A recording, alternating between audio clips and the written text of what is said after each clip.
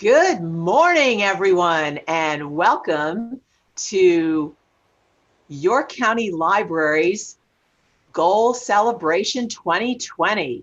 Thank you for joining us today. We are so glad to have you with us. My name is Paula Gilbert, and I'm Director of Youth Services for the York County Library System. And we have some great things for you today. Some very special folks who are with us, and I am so glad that all of you have joined us. I'd like to welcome everyone here, the teachers, our first graders, our parents, and all the folks who have come on to join us in our goal celebration today. And we have a very special guest with us. Her name is Heather Knoll, and Heather is the Communications and Digital Marketing Specialist from People's Bank, who is our sponsor for the GOAL program. People's Bank has been with us from the start. This is our 13th year with them as sponsors. So I'd like to introduce Heather to you. Heather, welcome. Hi, everybody. Thanks so much for having me today. I am Heather, and I work in the marketing department at People's Bank. And part of our mission at People's Bank is to be community builders. And, our goal is to help others achieve their dreams. And we believe that literacy is that first step to building a solid foundation of success. So we are so proud to have been with the GOAL program from the very beginning, like Paula mentioned, and really just proud to support grade 1 at the library. And on behalf of everybody at People's Bank, we just want to congratulate all of the students who participated this year and hope everybody has happy reading.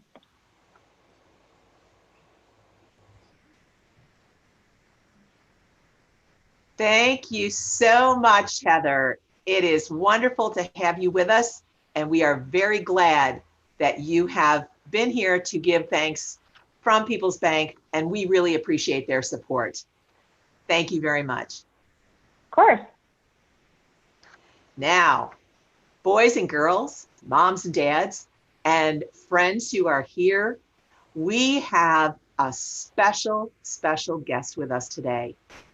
Our author for the program, for our grade 1 at the library program this year, is Dr. Anthony Fredericks, who's a retired professor from York College. And he has written many wonderful children's books. And today he's going to share some of them with you. So, Mr. Tony, welcome to the GOAL celebration. Wow. What a great sunny day and a wonderful day to talk about books. My name is Anthony Fredericks, and I've written a lot of books. I'm the author of a lot of books. And an author is that's the person who writes all the words in a book. There's also the artist. The artist draws all the pictures in the book. I don't do any artwork. I just do writing, lots and lots of writing. And I like to write books for kids just like you, for first graders just like you. Now, here's one of the things that Mrs. Paula didn't tell you about me. I used to be a first grade teacher. I used to teach first grade, and it was my favorite grade to teach. Loved it. We read lots of books. We shared lots of literature. We did trips to the library, lots and lots of things with books. And I think that's probably one of the reasons why I wanted to be a children's author, so that I could write books and I could share ideas with boys and girls just like you. And I like to write books about animals. Think about, what is your favorite animal? Is it a dog? Is it a cat? Is it an elephant? Is it a giraffe? There's lots and lots of animals to like. And you know what? There's millions and millions of animals all over the world. Now, I haven't written books about millions and millions of animals, but I've written a lot of books, and I'm going to share some of those books with you today. We're going to start off with a book called Tall, Tall Tree. But to start off with that book, I would like to introduce you to a friend of mine. Okay. Now this is somebody who is also featured in the book Tall, Tall Tree. And you see my friend here? Okay. Okay, this is an eagle. Okay, and an eagle is a bird that you can find almost anywhere in the country. One of the neat things about eagles is that they build some of the largest nests of any bird. Can you imagine a nest that's 13 feet across? That would be like taking your parents and putting one on top of the other, and it would still be larger than both your parents standing on each other's shoulders. Okay, that's a pretty large nest. Well, my friend the eagle is going to introduce you, is going to start us off with a book called Tall, Tall Tree. And one of the neat things about Tall, Tall Tree is this is the book that is featured in the Gold program. Every one of you who has your library card, guess what? You're going to get a free copy of Tall, Tall Tree. Well, this morning, I'm going to share this book with you so you know what you're getting into. And I want you to listen carefully to all of the animals that you hear in this book.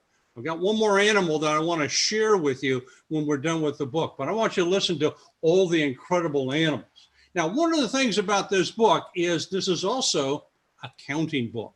And I'm an old person and I'm not very good with numbers. So maybe the boys and girls can help me do some of the counting. Okay. Are you ready for Tall, Tall Tree?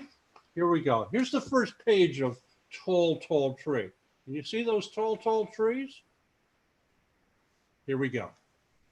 Creeping, hopping, zipping throughout the redwoods green are many different creatures who are very seldom seen. They live among the branches high in this tall, tall tree. Insects, birds, and mammals. Let's count them.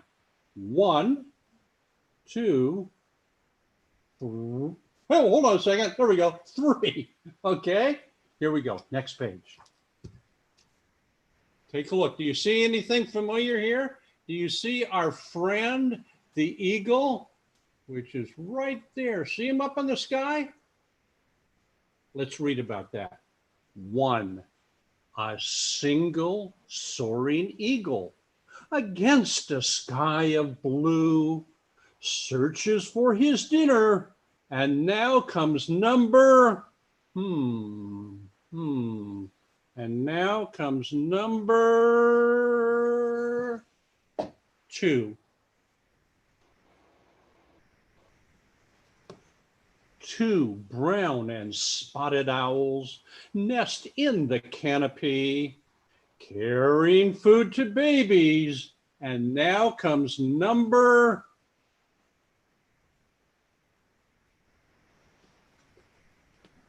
3. 3 climbing salamanders above the forest floor hunt for tiny insects. And now comes number, what number do you think? 4. 4 busy woodpeckers, in order to survive, are storing all their acorns. And now comes number 5.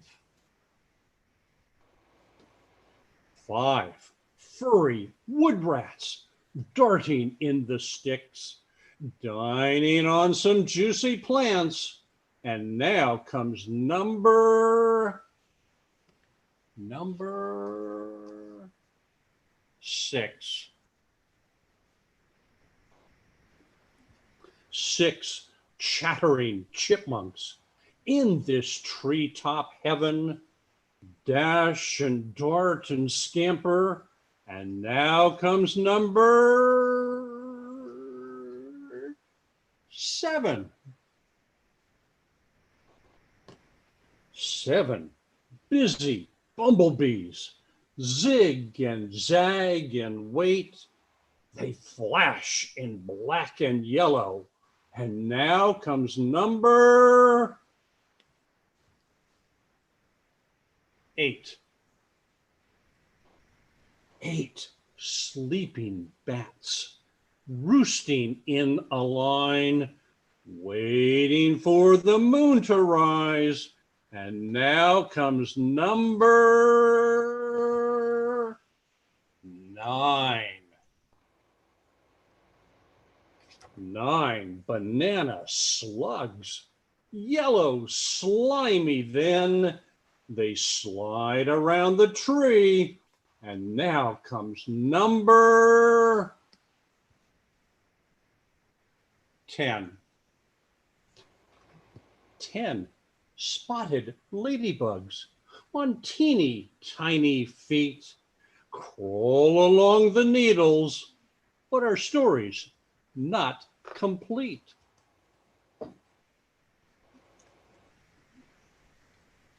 See that tall, tall tree?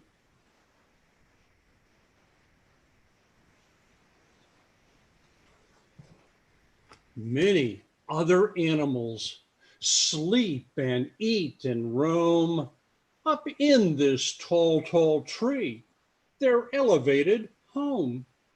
The tree lives in a forest close to the foggy shore. It's a wild and magic world. Come discover and explore. And if you discover and explore the tall, tall tree, and you maybe remember this animal, you might discover an animal called a chipmunk. See my chipmunk friend here? Okay. And chipmunks, a lot of people confuse chipmunks and squirrels. And here's an easy way to tell them apart. Squirrels have long, bushy tails, and chipmunks have very short tails. They look alike, but always look for the tail, and you'll always be able to tell the difference between a chipmunk and a squirrel. Well, chipmunks live high in trees too, and they also live on the ground. They usually like to eat seeds and nuts and grasses. And you can find lots of chipmunks and lots of squirrels all throughout Pennsylvania. So here's one of my friends from Tall, Tall Tree. And he's going to wave goodbye because right now, Miss Paula might have some questions from some of the boys to ask me. Okay, Miss Paula? Yes, as a matter of fact, actually, we have a comment. You know, earlier in the book, Tony, you asked what boys and girls' favorite animals were. Ooh. So Okay. Ashley said, thank you for writing books. And my favorite animals are a kitten and a puppy. Wow. Cool. So yeah. So I'm guessing that maybe Ashley has both a kitten and a puppy at home. That would be pretty cool. I'm not sure, but I bet she might. I bet she might. And maybe if Ashley wants to put that in the chat, we can check to see. Cool. Cool. Okay. And we have some other friends who've said hi. We have Miss Felicia from Kreutz Creek who said hello. Hello. Miss Nancy from Redland and Miss Jenny from Dover. Fabulous. Welcome to our show. And we have a first grader from Wallace Elementary School who said hi earlier. And I think we have a question here for you, Mr. Tony. Okay. Somebody asked, how long does it take you to write a book? Ooh, that's a good question. It usually takes me between 1 and 2 years to write a book. That seems like an awfully long time because when I write a book, I go through 20 to 30 drafts. That means I write the book over and over again, 20, 25, 30 times. And why does it take me so long to do that? Well, I want to make sure that every single word that I put in a book is just the right word for boys and girls just like you to read. I want to make sure that every sentence says exactly what it should say. I want to make sure that the words rhyme if it's a rhyming book. I want to make sure that all of my facts are just right when I put it in a book. So it takes a long, long time to write a children's book. For me, between 1 and 2 years. And it takes the artist usually about a year to draw all of the illustrations. So it takes a long, long time to write a children's book. But I love it. It's the best kind of work that I do. Thank you for that great question. Oh, and Mr. Tony, we have another question. This is from Charlie, and he is asking, did you write books when you were a kid? Ooh, well, I'm going to say yes. I actually started writing when I was in 2nd grade. And when I was 7 years old, I wrote a story for my teacher called The Ghost Dog. And I still have a copy of that story. And she said, this is great writing. You might grow up to be a writer. So I started really early, and I had a lot of teachers that encouraged me and helped me to learn how to write and how to share ideas with boys and girls just like you. And you know what the best thing about that is? Every one of you can also be a writer. Every one of you, as you learn words, as you learn about writing, as you do your homework at home or at school, you too can learn all the things that you need to be a writer. And you know what? Maybe one of these days, one of you or two of you or some of you might have your books in the York County Library System, just like I do. That would be really, really cool if you did. Any more questions, Ms. Paula? Yes, we do have. In fact, we have a couple of comments too, Mr. Tony. Okay. Ashley said, I liked the Tall, Tall Tree book. And she wants to know if you're going to read any more. I've got 2 more books that I'm going to read this morning.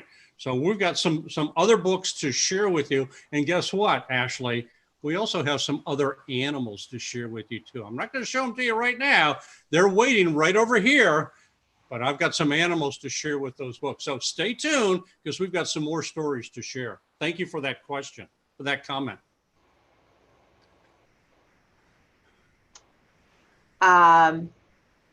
Adelina has asked, why do eagles fly? That's a very good question. Eagles fly in order to mainly to look for food. Eagles like to eat fish. They like to eat very, very small animals. And one of the ways that they are able to do that is if they fly high in the sky, then they can look down and see where those fish are, or they can look down and see where those little tiny animals are, and then they can swoop in and grab them. So wonderful question. But eagles fly in order to find food primarily. They also fly to get away from their enemies. If there's other big birds that want to attack them for some reason, flying is one of the fastest ways that they can travel and get away from their enemies. Wonderful question. I love that question.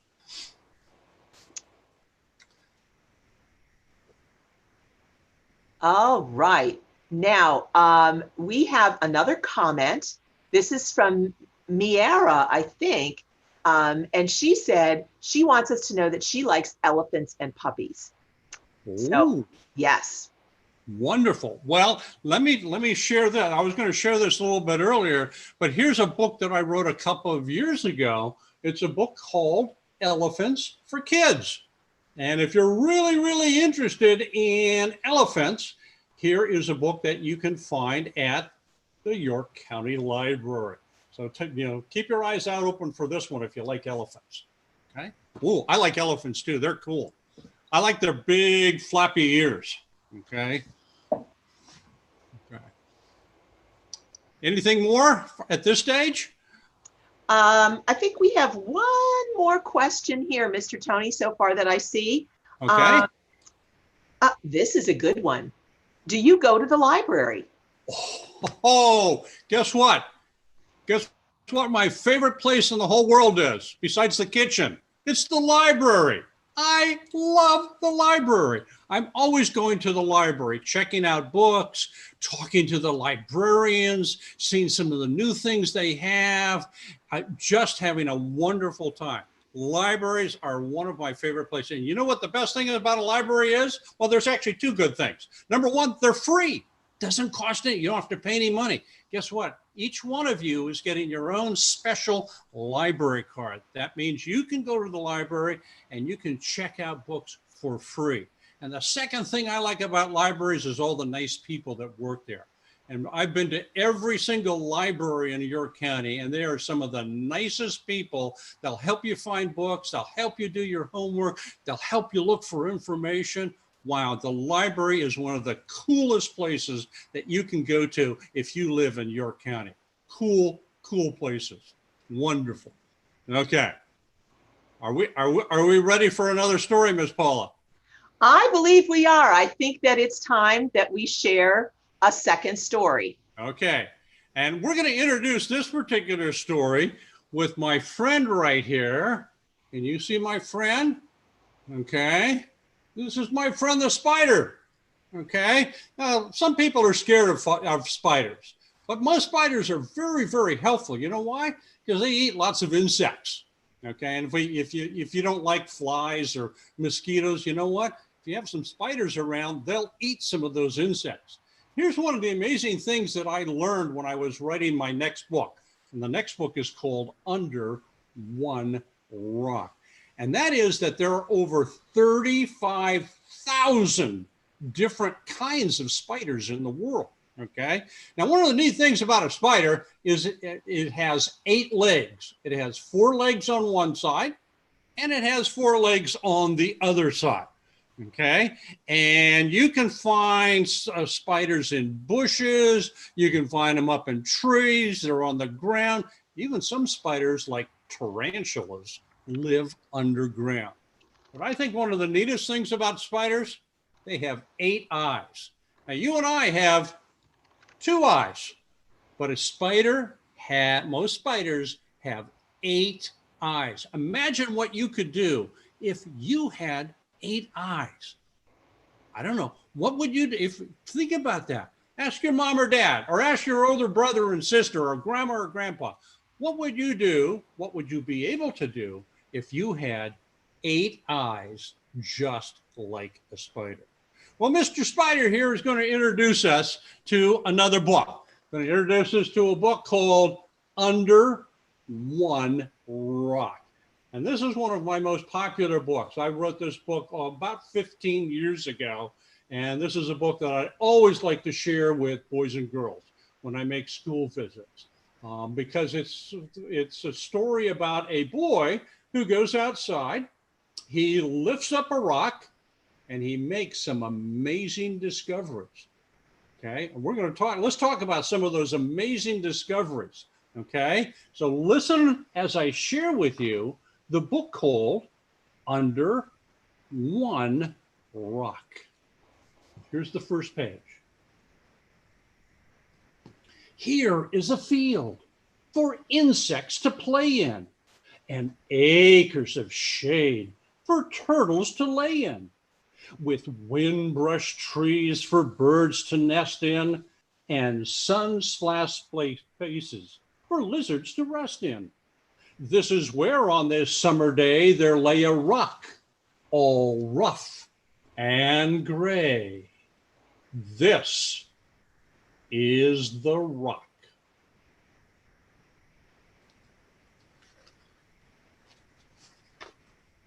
The rough gray rock was discovered by chance by a brown-skinned boy in ragged pants, a curious lad who wondered aloud, what could be hiding in the red, rich ground? He lifted the rock, all rough and gray, that he found in the field on that summer's day, and there he found some varied creatures. A village of animals with special features.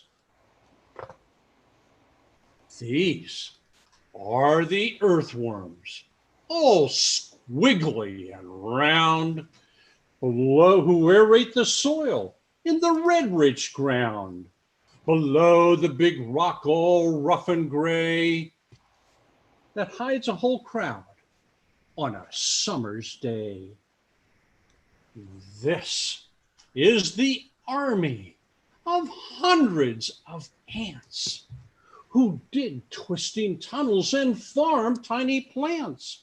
Neighbors to earthworms all squiggly and round, who aerate the soil in the red rich ground, below the big rock all rough and gray that hides a whole crowd on a summer's day. Remember this? This is the spider with her eight-eyed face, who builds a home in this cool, dark place. A home near the army of hundreds of ants who dig twisting tunnels and farm tiny plants. Neighbors to earthworms all squiggly and round, who aerate the soil in the red, rich ground, below the big rock all rough and gray that hides a whole crowd on a summer's day. This is the beetle, all shiny and black, with grooves running down both sides of his back. A friend of the spider with her eight-eyed face. They live side by side in this cool, dark place. A home near the army of hundreds of ants who dig twisting tunnels and farm tiny plants. Neighbors to earthworms all squiggly and round, who, who aerate the soil in the red, rich ground below the big rock all rough and gray that hides a whole crowd on a summer's day. Some tiny field crickets who sing with their feet search near the rock for some seeds they can eat. They live with the beetle all shiny and black, with grooves running down both sides of his back. A friend of the spider with an eight-eyed face. They live side by side in this cool, dark place. A home near the army of hundreds of ants who dig twisting tunnels and farm tiny plants. Neighbors to earthworms all squiggly and round, who aerate the soil in the red, rich ground below the big rock all rough and gray that hides a whole crowd on a summer's day. A soul millipede with a sensitive feel slips through the dirt in search of a meal.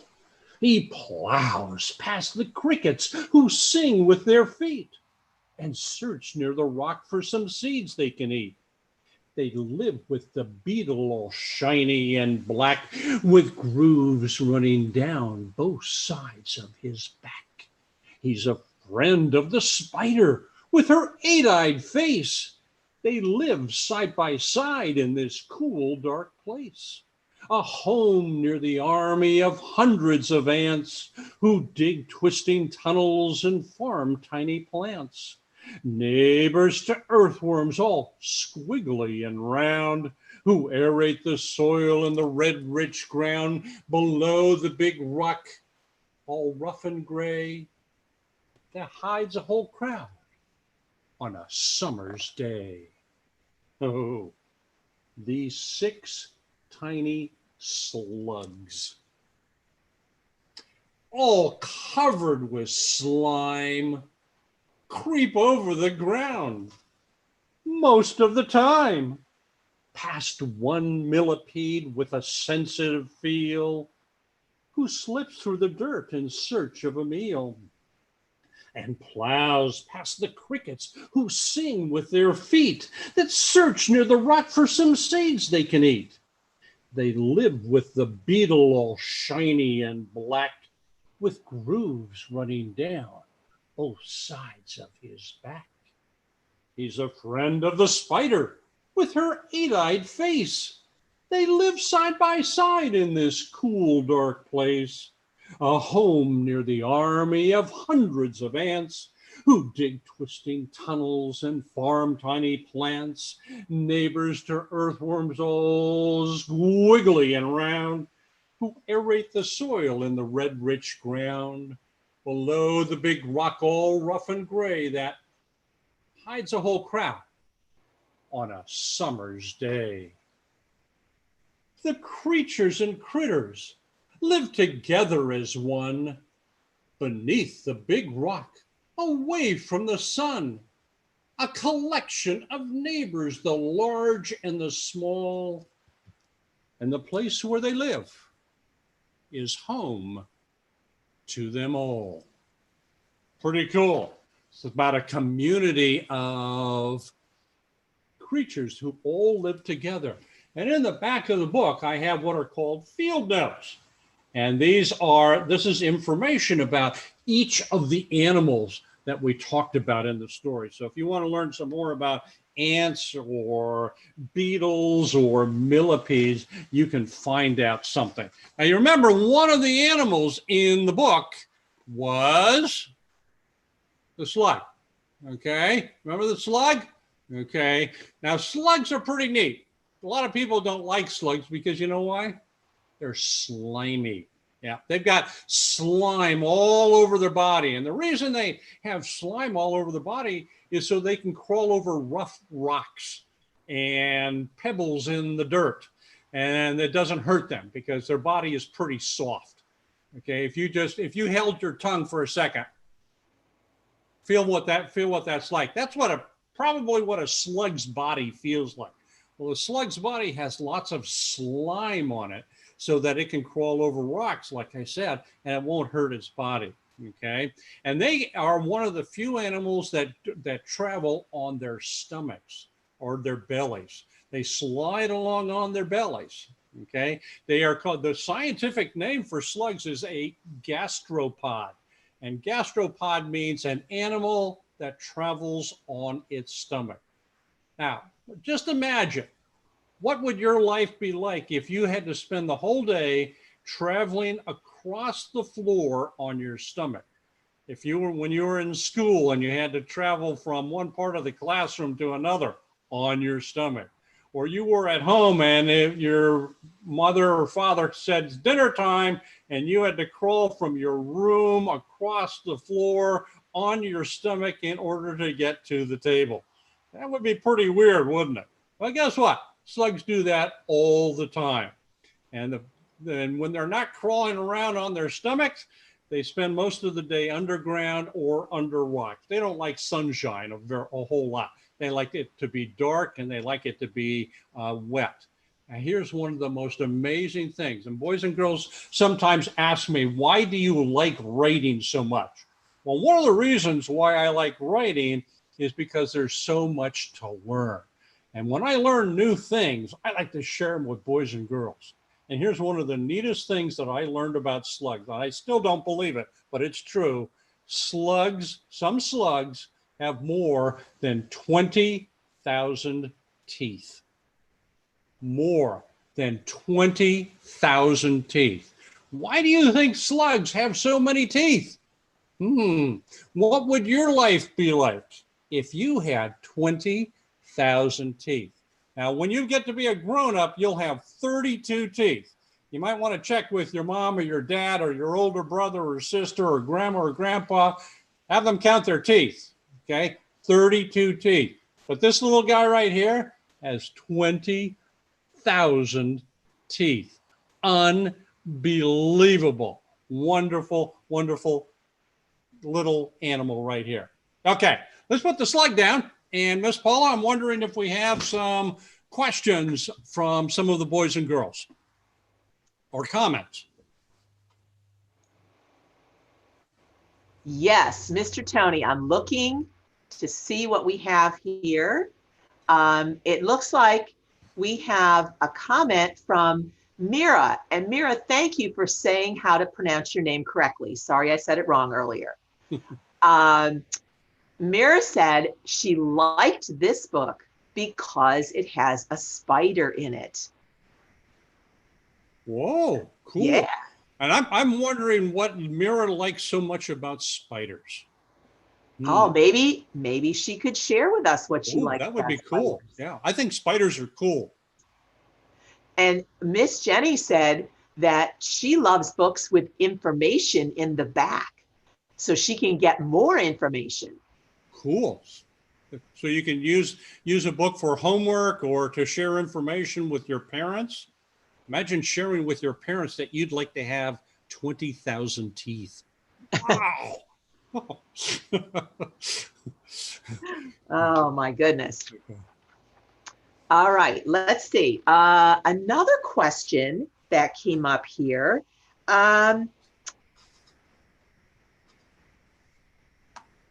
What book is your favorite of all your books? Wow, that is a tough question. I get asked that question from a lot of boys and girls, and I would probably say that my favorite book is probably the book I've written most recently. And my most recent book is Tall, Tall Tree. I like that book because, like I mentioned earlier, it was one of the things I like so much about writing is all the things that I get to learn about, all the things that I get to discover. And I discovered some wonderful things. I discovered a whole bunch of animals, and I didn't know this, a whole bunch of animals that live way up high in trees, you know, like slugs and eagles and chipmunks and bats and those kinds of things. So I learned a lot. So whenever I write a new book, I probably would say that new book is always my favorite book because that's the one I still learn most from. And even though I'm, you know, I'm retired now and I'm older, I still learn a lot of stuff. And whenever I learn lots of stuff, boy, I like to share it with boys and girls just like you. What a great question. Thank you for sharing that. Oh, it looks like Mira answered our question. She said, I think it's cool because they have so many eyes, which is why she likes spiders. Ooh, okay. I wonder what she would do, how her life would be different if she had 8 eyes. That would be interesting. Okay. Maybe we ought to ask, maybe she ought to ask that of her parents and see how they answer. Maybe. Oh, this is a good question. Someone wants to know where you live. I live in East York. I used to live in Dover for about 25 years. And when I retired from teaching at York College, my wife and I moved to East York near Mount Rose and Route 83. So if you know York and you know where Route 83 and Mount Rose Avenue are, I'm pretty close to right there. Good question. Thank you. Oh, Charlie just made a comment about the spider having lots of eyes. He said, if I had 8 eyes, I could see my dad sneaking cookies. Your dad sneaks cookies? Ooh, okay. Well, tell him that you now have the eyesight of a spider and you know every single time he sneaks some of those cookies. Okay.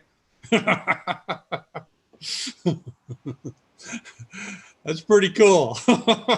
I guess Dad is now been found guilty.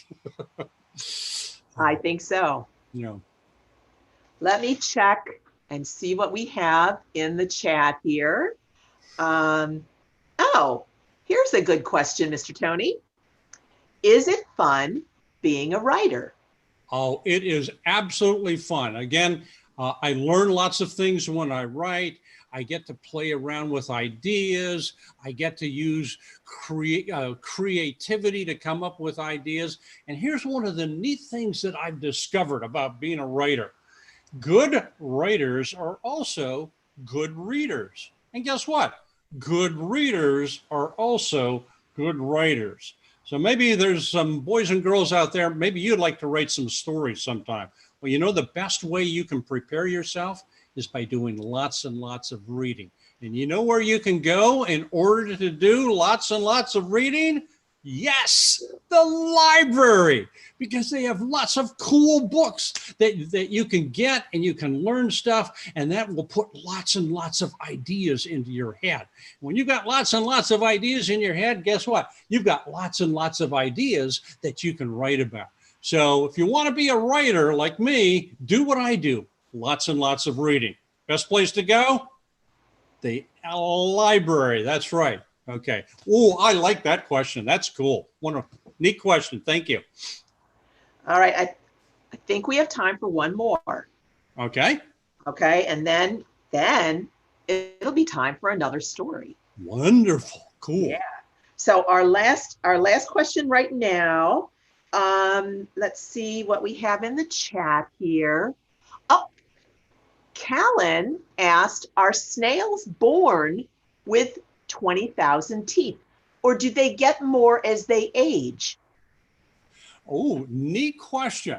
And let's look, if I can change that question just a little bit, instead of snails, let's talk about slugs. Yes, slugs are born with 20,000 teeth. Now, not all slugs have 20,000 teeth, but lots of them do. And guess what? Here's the neat thing. One thing I didn't share with you. Guess where all their teeth are? All of their teeth are on their tongue. 20,000 teeth, and they're all tongue. Here's what I'm going to ask you, to all the boys and girls watching, even the adults too. Here's what I'm going to ask everyone to do. Stick your tongue out. Go on. Come on, Miss Paula, you too. Now, here's what I want you to do after we're done today. I want you to go into the bathroom. I want you to stand in front of the mirror and stick your tongue out at yourself, okay? And look at your tongue. Do you think you could fit 20,000 teeth on your tongue? Guess what? Slugs can.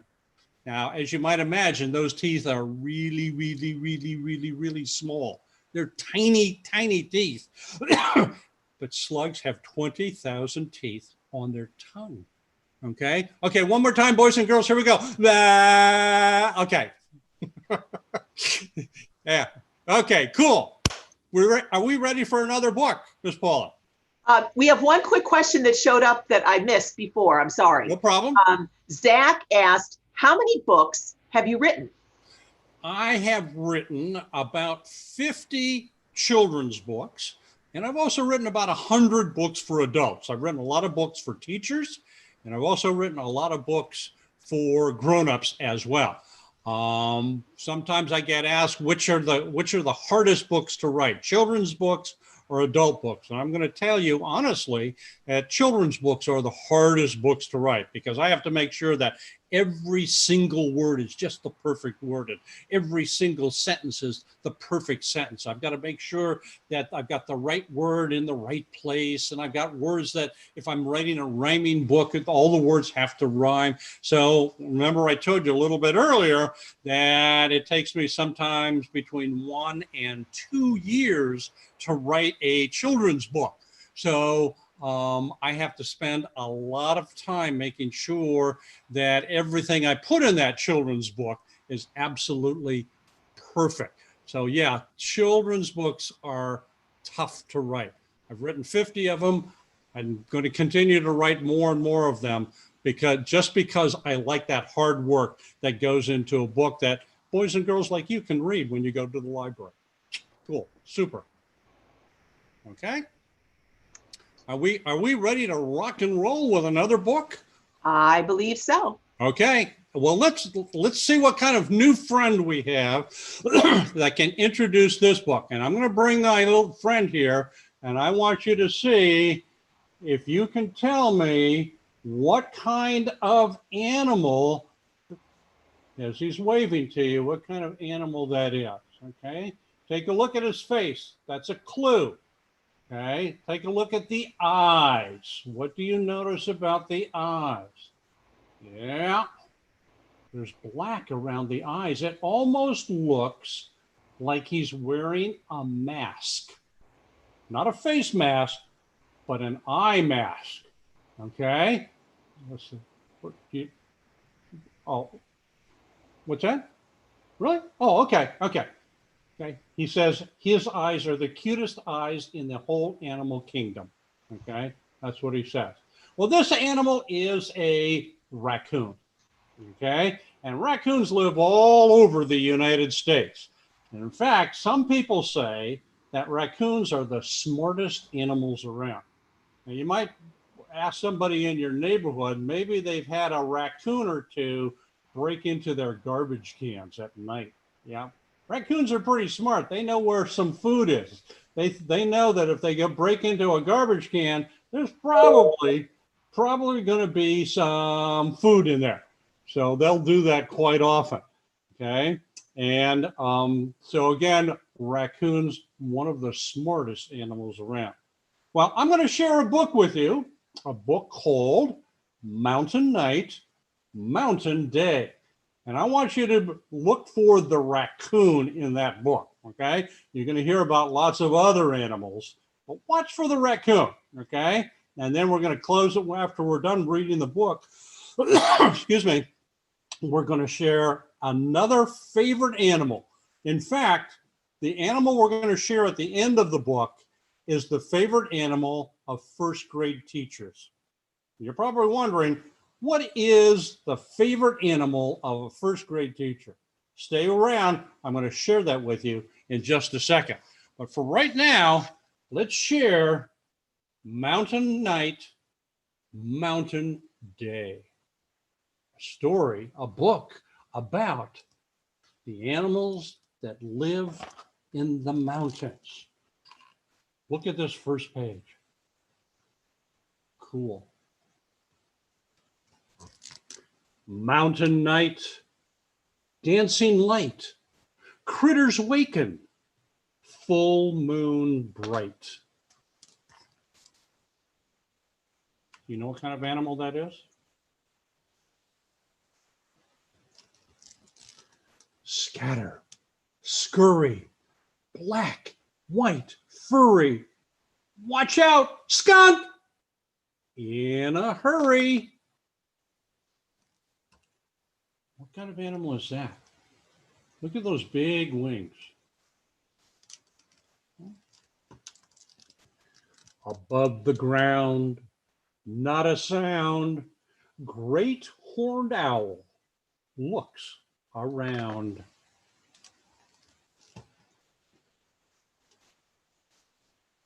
You know what kind of animal that is? Lives in the mountains. Up in a tree, silently, a small gray fox. Can you see? See if you can find the small gray fox in that illustration. Okay, I hope you found it. Look at this one.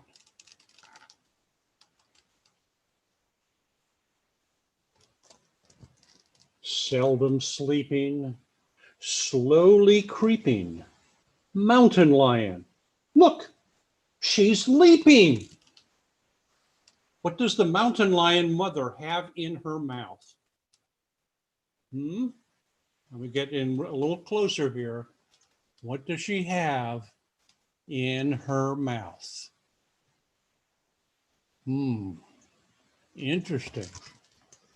Wonder why she does that.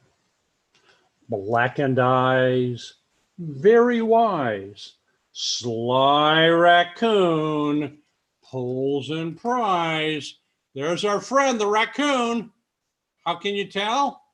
Look at the eyes. Look at the black markings around the raccoon's eyes. Okay, like they're wearing a face, an eye mask, not a face mask. Okay, see both those raccoons? They both have those markings around their eyes. Easy way to tell a raccoon. Over there, big black bear nursing babies in her lair. Okay. How many babies does she have there? Let's count them. 1, 2, 3. Okay. 3 babies. Big black bear. Now night is through, morning dew, sparkling meadows, skies of blue. Okay. Can you see the big animal right there? Okay. This animal right there. Okay. You know what kind of animal that is? Yeah. That's a buffalo. Yeah. Or we sometimes call them a bison. Okay. But now it's morning. Mighty, strong, antlers long, majestic elk sings his song. Look at that animal. Wow. Can you see the antlers?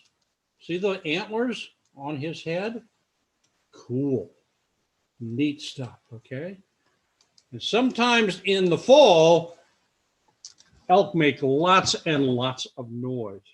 Almost sounds like horns in an orchestra or a band going off. Hill and dale, forest trail, baby deer, wagging tail. See the baby deer? Okay. There's a couple of them in that illustration. There's the mother deer, and there's some of the baby deer. Pretty cool. Chatter, squeak, dart, and peek. Active squirrels along the creek. Remember when we talked about our friend the chipmunk earlier? And I said one of the ways you can tell the difference between a chipmunk and a squirrel? Look at their tails. Can you see the long tail? See the long tail on this squirrel right here? Look at that. You know that's a squirrel. Because if it was a chipmunk, it'd have a little teeny tiny tail right here. That's about it. Okay? And you may have, when you go to the park or the forest or you walk on a trail at one of the parks in York County, you might see squirrels, particularly right now because it's fall and the squirrels are collecting nuts so they can store, they have food to eat for the wintertime. Okay? Cool stuff. With long, broad wings by lakes and springs, majestic eagles fly like kings. Look at that eagle. Wow. Look at those wings. Man, they must be cool to see up in the air. Wow. And you can go to a lot of parks in Pennsylvania, a lot of the state parks, and you can see eagles flying. They are some of the coolest birds around. Really, really neat animals. Darting, hiding, rapid riding, rainbow trout, swimming, gliding. A lot of people like to fish for trout, particularly in the springtime, April and May.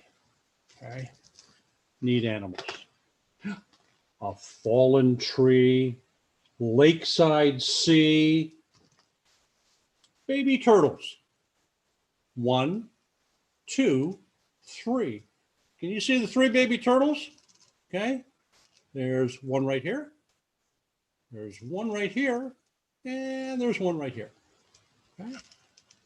Baby turtle. I love turtles. Turtles are really cool. Cool animals.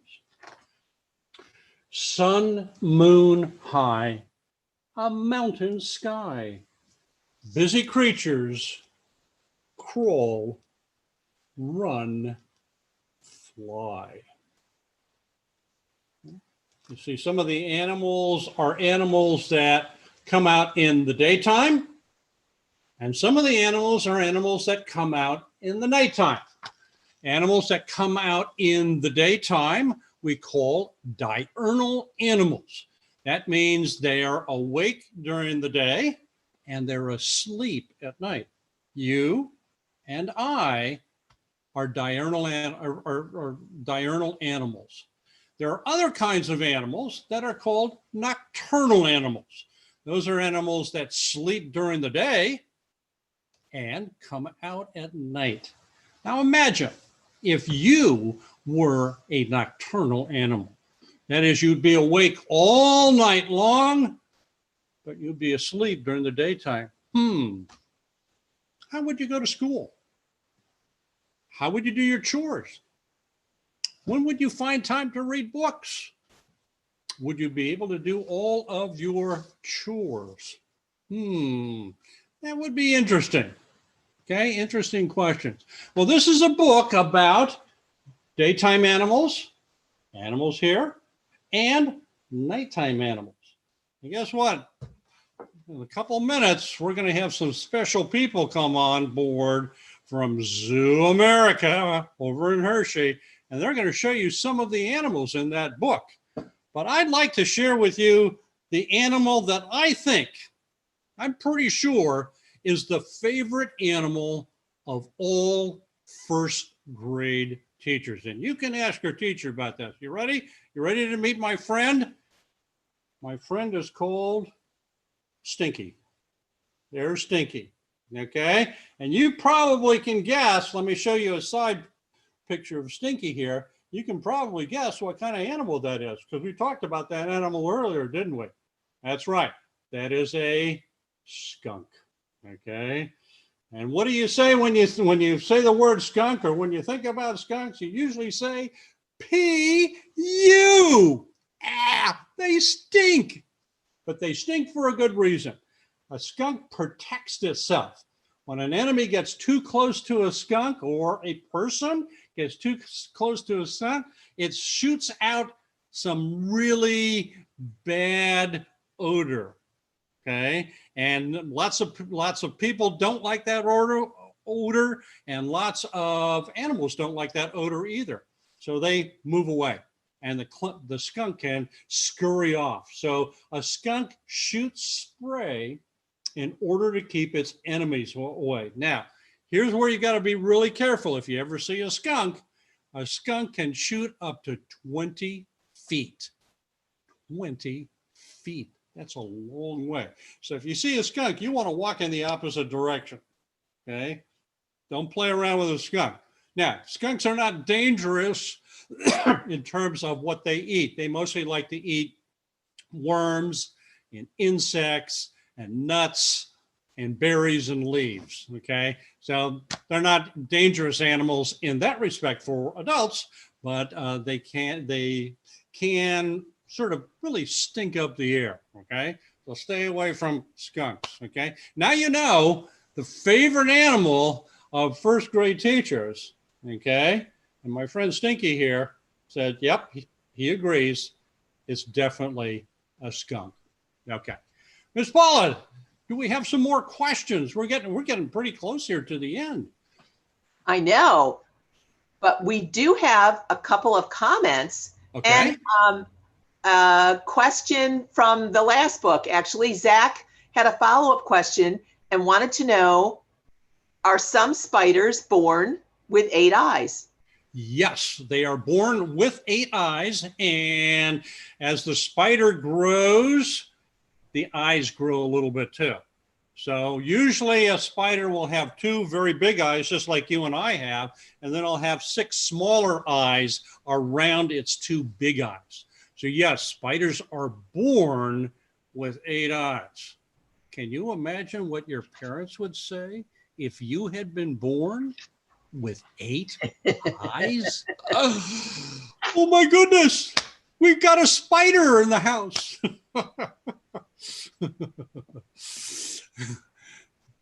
Scary, very scary. Okay, we do have a question. This question is, what is the hardest part about being a writer? The hardest part about being a writer is probably writing, making sure you write every single day. I usually get up at 5:30 in the morning, and I'm usually writing at my desk by about 6 o'clock. I write from about 6 o'clock to noontime, but I do it every single day. Here's one of the things I've learned. You and I we brush our teeth every day. When we put some shoes on, we make sure our shoelaces are tied every day. We have breakfast every day. And I want to be a good writer. And the only way I know how to be a good writer is to write every single day. Let's say you wanted to be an athlete. Let's say you wanted to be a football player. Okay. If you want to be a football player, you just can't go out on the football field and throw touchdown passes. You have to practice every single day. Let's say you wanted to be a musician. Okay. You wanted to be somebody who played the piano. Okay. Guess what you'd have to do? You'd have to practice every single day. Well, you know what? I want to be a good writer. And the only way I know how to be a good writer is to write every single day. I'll never be a professional quarterback. I'll never be a professional pianist, but I can be a professional writer by practicing every day. So probably the hardest part of being a writer is the same as being the hardest part of being a good athlete or a good musician. You've got to commit yourself to doing it every single day. Maybe you want to be a good roller skater or a skateboarder, okay? If you want to be a good skateboarder or roller skater, got to do it every single day, okay? So the more you practice, the better you get. I'm still practicing. I'm still trying to get to be the best writer I possibly can be. And that takes lots and lots of practice every single day. Oh, what a neat question that was, Miss Paula. We have another question. We have a question from Mira. I think everybody liked the slugs. She wants to know if slugs have feet. Slugs do not have feet. No feet whatsoever. They, as I mentioned, they crawl along on their bellies, okay? And they don't need feet. Let's think of another animal that doesn't have feet. What would be a good animal? How about a worm? Worms don't have feet, and they are able to slide along. What's another animal that doesn't have feet? Ooh, snakes. Okay, snakes don't have feet, and yet they're able to crawl along. Slugs don't have feet. Remember I told you they are also called gastropods. Gastro is a word meaning stomach, and pod is a word meaning foot. They are stomach-footed. That means they travel on one foot, and that one foot is their stomach. Pretty cool. All right. Anything else? Yes. Do you have to be smart to be an author? No. You don't have to be smart. You just have to want to write. You just have to want to share ideas with somebody. You just have to want to practice every single day. You don't have to be a genius. You don't have to be super smart. You can be anybody you want. You can be a first grader. You can be 50 years old. You can be 150 years old. But as long as you want to write, you can be a good writer. It has nothing to do with smarts at all. It has to do with, I want to practice every day. I want to do lots of reading every day so I can get lots of ideas in my head. So it's something that you want to do all the time. Nothing to do with smarts. That is a wonderful, wonderful question. Thank you for asking that one. All right. I'm looking at the time here, Mr. Tony, and I know that you have a couple things that you want to say to the boys and girls. So I think it's about time that we wrap up our section of the program today. Okay, so, can do. Let's do a wrap up. I'm going to start the wrap up by sharing with you one more of my friends. Okay, and this friend right here is a tortoise. Okay, and a tortoise, and this is called a desert tortoise. A tortoise lives in the desert. Okay, a place where it's really, really hot. And I'm introducing you to my friend, the tortoise, because I want to introduce you to a couple of other books that I have written. And Mr. Tortoise is introducing you to a book called Desert Night, Desert Day. This is a rhyming book about daytime animals and nighttime animals that live in the desert. Think, what kinds of animals besides a tortoise do you think live in the desert? You want to find out? You have to get this book. And where can you get the book? The York County Library System has that book. Here's another book that I wrote. It's a book called A is for Anaconda. Okay. See that anaconda on the cover? Anaconda snakes can grow to be 28 feet long. That's probably longer. I know that's longer than my living room at home. That's longer than a lot of rooms. Okay. This is a book that has all kinds of neat animals in it, all animals that live in the rainforest. Okay. Like a toucan.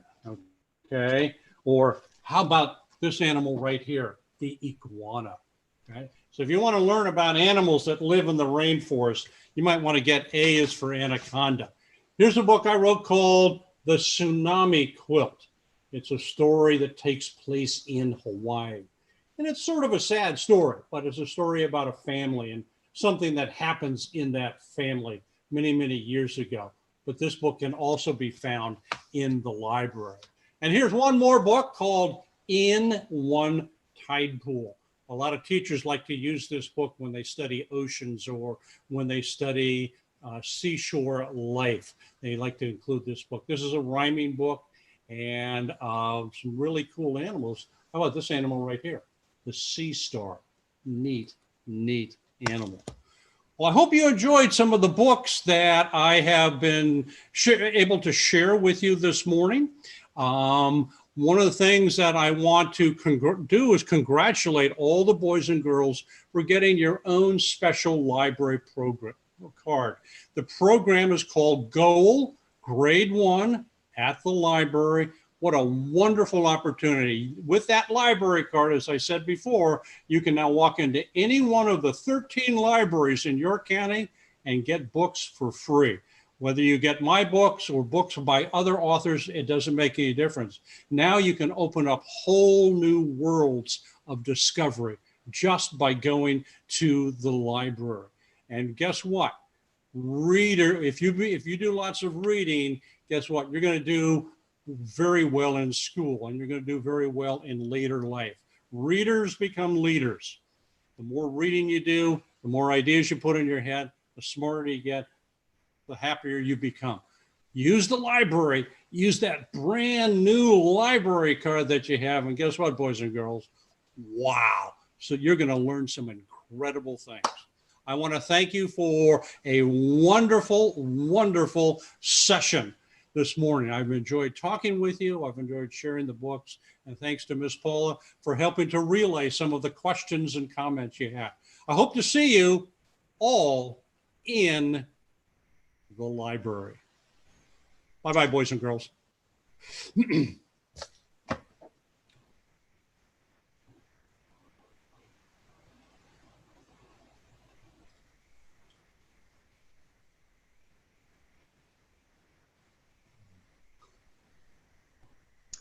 Thank you, Mr. Tony. We are so glad that you were with us today. And boys and girls, I hope you enjoyed the first part of our program because we have a lot more fun coming up. Now, Mr. Tony did some great stories and he introduced some great animals to us. So I know that you're going to enjoy the next part that's coming up. But I just wanted to remind you a couple of things. If you haven't gotten your Tall, Tall Tree book yet, you can stop by any of the local libraries and pick up your book. And you can also get your other prizes. There are actually 3 prizes that you can get by being a first grader. For 3 times when you come to the library, you get a prize. You get one for the first time you visit with your library card. You can get a pencil or a gel bracelet. The second time you visit, you can get a backpack. And the third time you visit, you get the Tall, Tall Tree by Mr. Tony, and you get a Frisbee from People's Bank. So we're hoping that if you haven't stopped in yet, you do that over the next few weeks to make sure that you get all those special gifts that are just for first graders in our grade 1 at the library. And I also wanted to give a shout out to all the school districts who participated. Even though it was tough this year and we went online for the first time, we had all 16 school districts have children sign up. So everybody participated this year. May not have had as many as we have in the past, but we want to say thank you to all the school districts for encouraging boys and girls to get their first library card and be a part of the GOAL program. So thank you very much, guys, for being a part of GOAL. And I also want to remind you that when ZooAmerica is finished, we are going to draw our prize winners for the big prizes at the end of the program. One teacher is going to win a visit from Mr. Tony for her class and her school. Yay, Mr. Tony.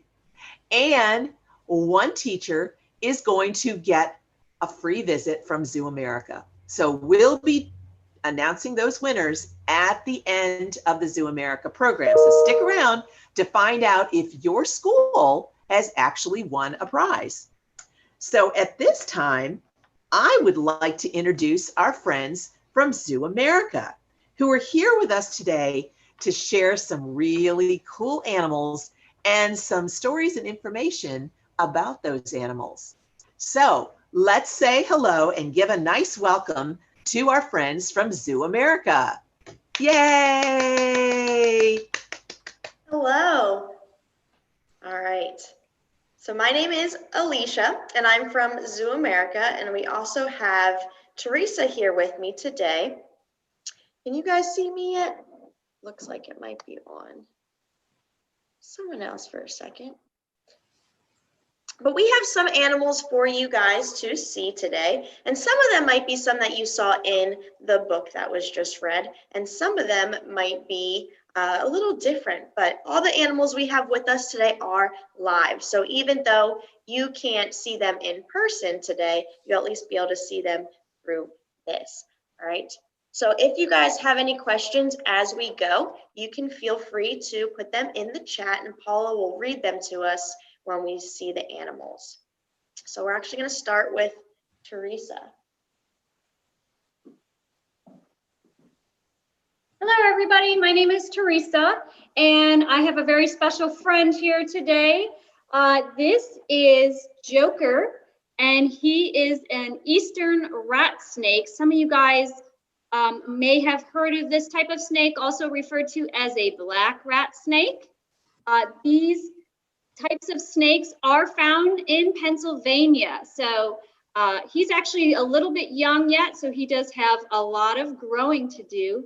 These are actually the longest snakes that we have in Pennsylvania. These guys can grow sometimes up to 8 feet at times. On average, they're usually somewhere between about 5 to 7 feet long. So you're probably looking at him, and maybe you've heard some things about snakes saying, you know, they look really slimy because look how shiny he is.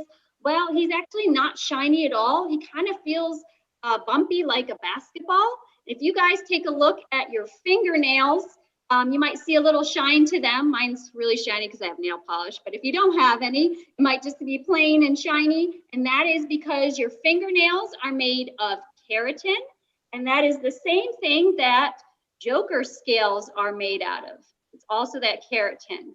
So that is what gives him that beautiful shine, especially when they shed off their scales for the first time. Not too long after, they're nice and shiny.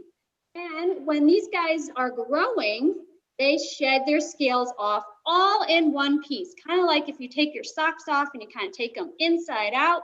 When you take them off at the end of the day, that's how these guys shed their scales. So what Joker will do is he'll take his little nose here and he'll rub it on a rock, and then the scales will start to peel back and they go all the way down in one whole piece. So that's what makes snakes very different from other types of reptiles.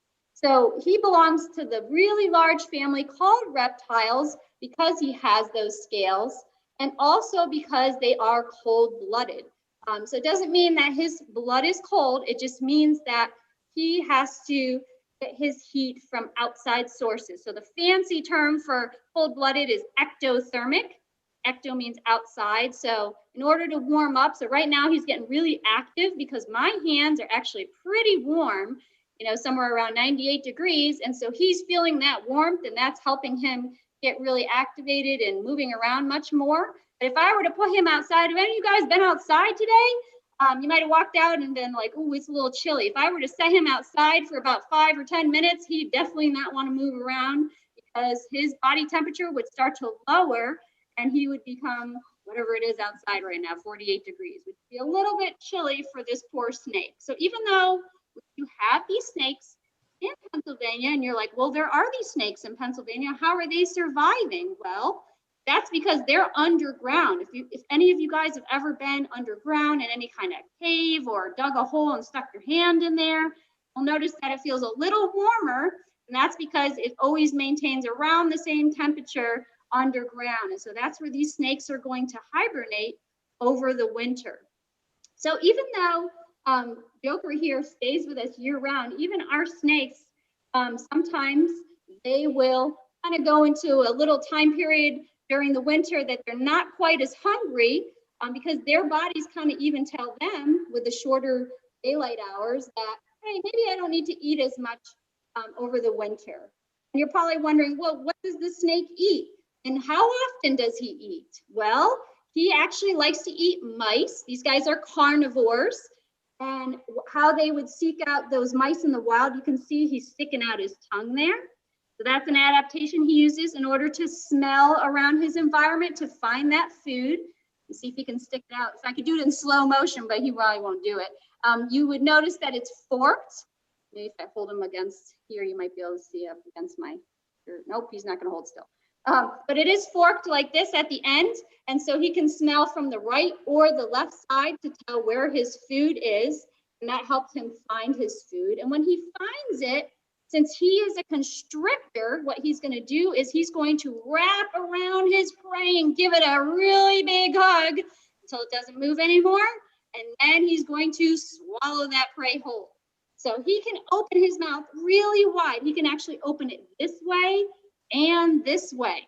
So if we were like snakes, that would be like taking a whole watermelon and putting it in your mouth and swallowing it whole. That would be pretty crazy. You'd win a lot of contests at school if you could do that. And as far as how often he would be eating those mice or other rodents and things, well, about on average, maybe once a week, maybe once every other week. We offer our snakes here at ZooAmerica a mouse or two once a week.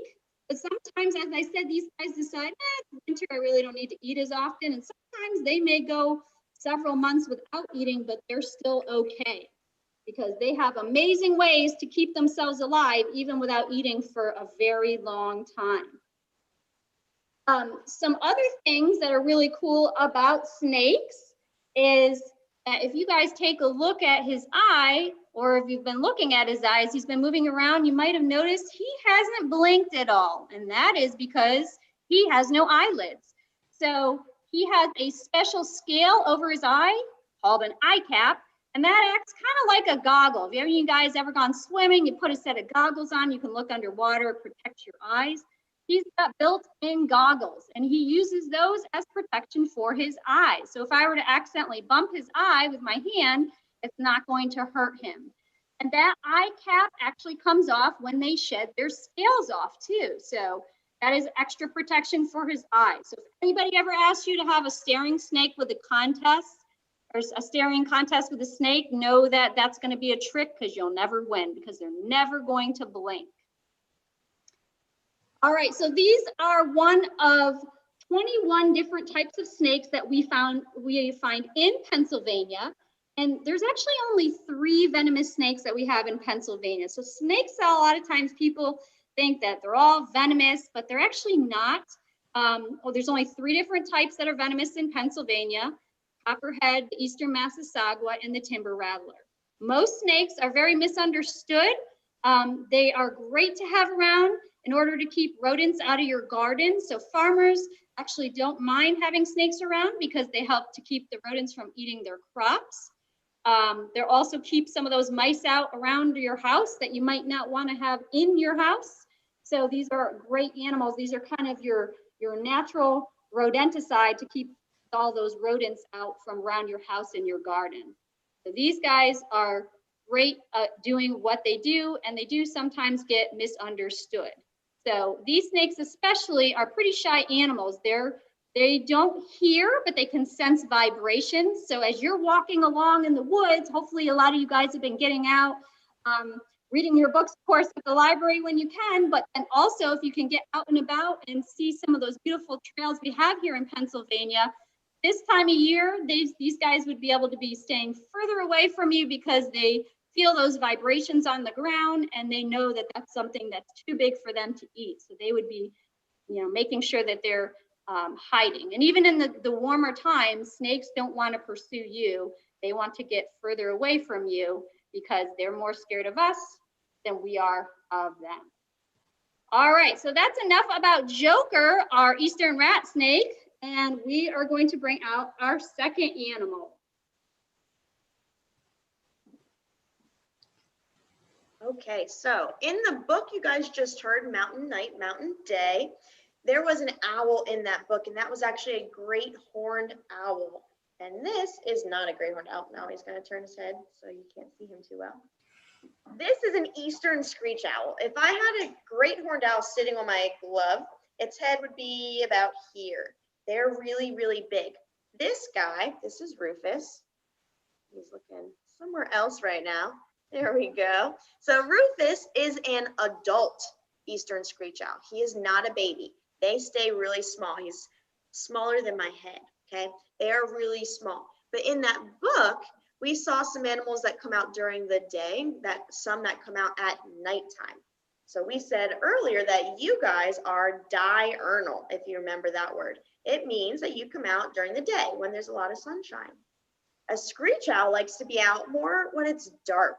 So they're nocturnal. Sometimes it's maybe when the sun is rising, they'll come up, or when the sun is going down, they'll wake up. It all depends on when they can find the most food. So even though Rufus is really little, some of you might think he looks really cute. You see his head spinning around right now. He is pretty fierce. He only eats meat. He's not going to eat a salad. He's not going to go like the raccoon. He's not going to go in your garbage to eat your leftover peanut butter and jelly sandwich. He is going to maybe catch a snake like the black rat snake you just saw, or maybe a smaller bird or a bat or some bugs or some mice. So he's a very good predator. And you can see he does have really nice wings. We'll talk a little bit about why his head is moving so much. But he has really sharp talons. So those claws on his feet are called talons, which is why I have to wear this glove. We say his talons are like his fork, and that beak is his knife. So you guys have hands to help you cut up your meat, but he doesn't have that. So he uses those things on his body to help him do that. Now, great horned owls, like you saw in the book, are called that because they have these big things on top of their head that look like horns. Rufus has those too. They're not ears, they're not horns, they're just special feathers. They're called ear tufts, okay? Just feathers that stick up on top of his head. They help him to camouflage. Have you guys heard that word before? Camouflage. That means it helps them to blend in. So if he's sitting in a tree, especially a pine tree, he looks like the bark of that pine tree. He blends in or camouflages very, very well.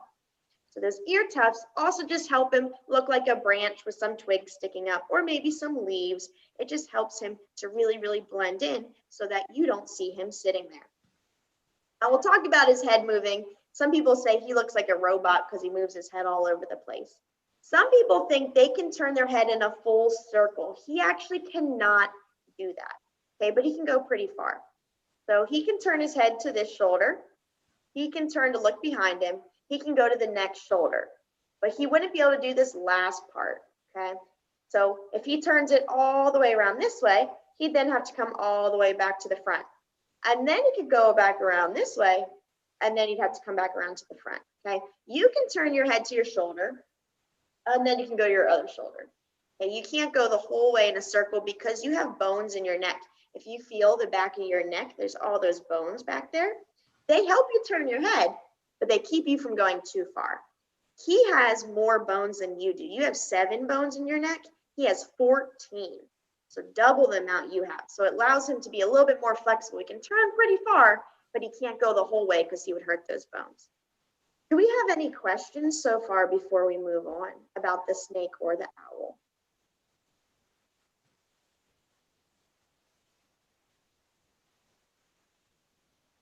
Not yet? All right. So the reason he turns his head so far is because he can't move just his eyeballs. So you can hold your head still and you can look to the left and right and up and down. You can roll your eyes in a circle. You guys can all try that right now. Roll in your eyes. That's because our eyes are really small compared to our big head. He's got a really small head and really big eyes. So if I were to hold his head still, he'd be staring at the same thing until I let go. He can't move just his eyeballs. So that's why he has to move his head really far to see everything around him. Okay? So we're going to pass it on to our next animal.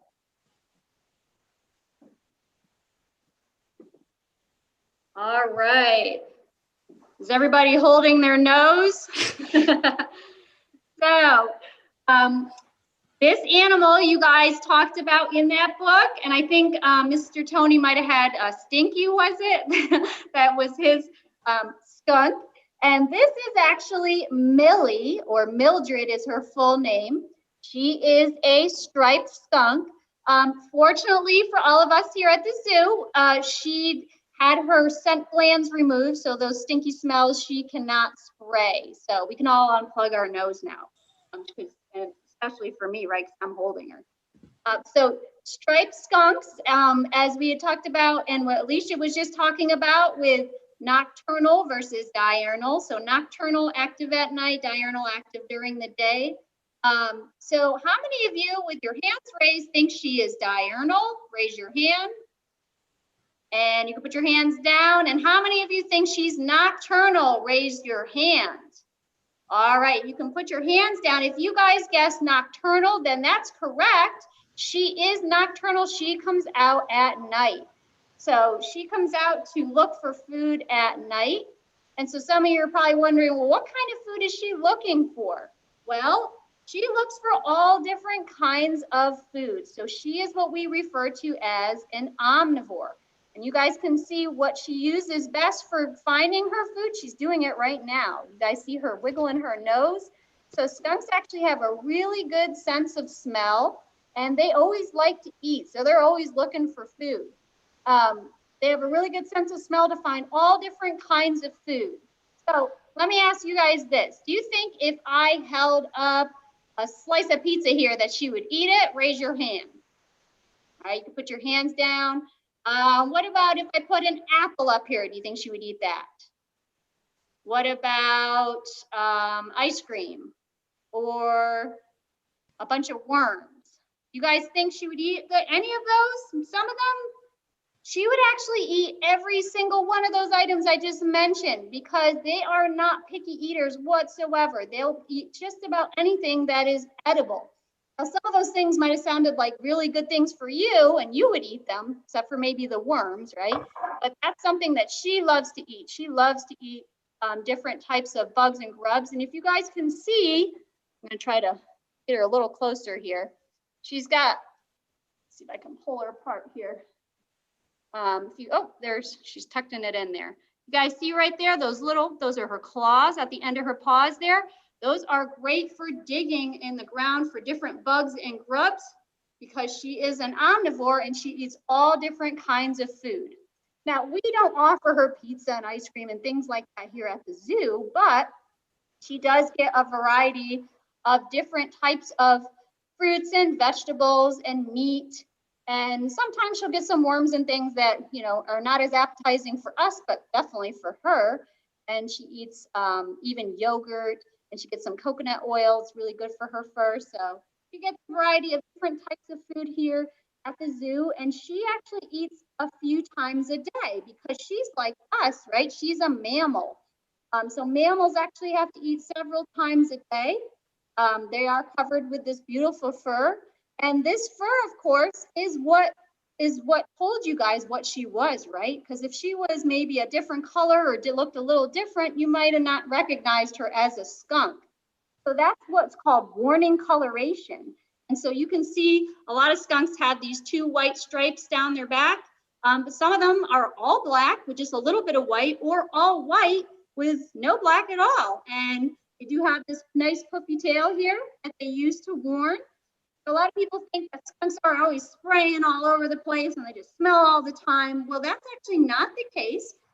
Even though you can smell a skunk to a mile away, they are trying to reserve that spray for when they absolutely need it.